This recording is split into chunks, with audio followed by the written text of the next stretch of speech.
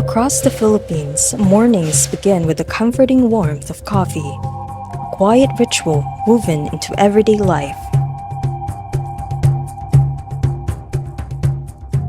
But each cup carries a story, shaped by sun, soil, and the careful hands that nurture every bean. So ang mga ginandam ko ang expansion kag mas mapalapad pagid ang pagtanom kakapirigya sa aman nga lugar. In the uplands of Barangay Tigbanaba, Igbaras, Iloilo, the growers of Sitio Buyuan Baras tend their craft with devotion, shaping flavors as delicate as their heritage.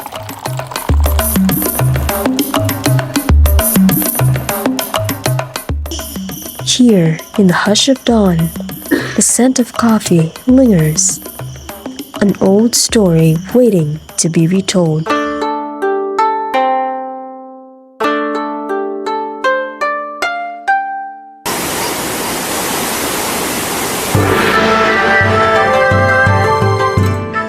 Each step is a ritual. Each bean carries the story of the soil, the hands, and the hope.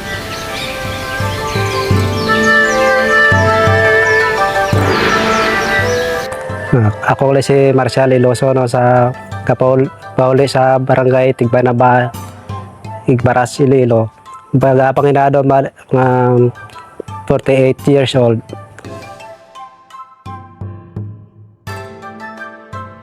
Ang ginahalinan sa kape sa una mo ang bali ang amon nga ginikanan nagkuha sang kape nga seedlings dito sa Banwasang Nabunaw.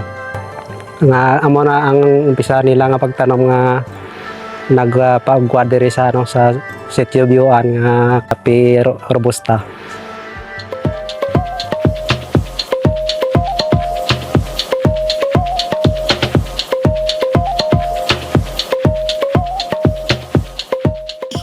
For many, coffee is more than a livelihood.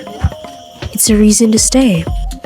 Okay, so mayong akpon ako gali si Ernesto Imano Jr., 28 years old. So nag-start ako sa association with as a member lang last time by as of now QC checker na ko kang association since 2022.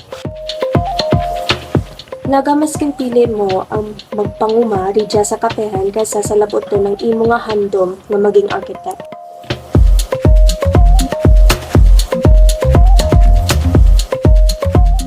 Ang akanabi do na tulupangdan ko nga do nagabata nagamalam ang mga nguma naman ridya. So ra ngiti pamatanan nga nag-engage gawarigya sa amin.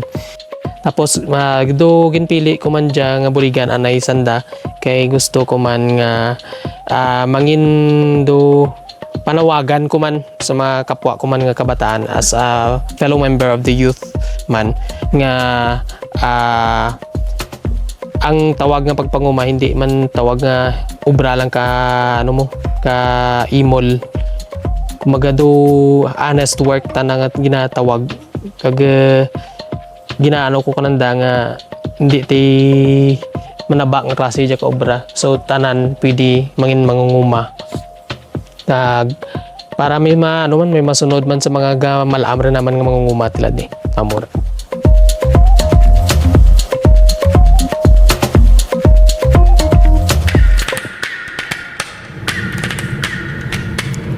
In every harvest and every cup, the story of Sitio Buyuan Baras continues to unfold. What began as a livelihood has grown into a testament of perseverance. Rooted in the soil, shaped by community, and strengthened by generations of care. As the world changes, their commitment remains constant to honor the land, to uplift their people, and to preserve a craft that defines them. This is their legacy. Brewed today, cherished tomorrow. Brewing heritage, in every cup, a legacy.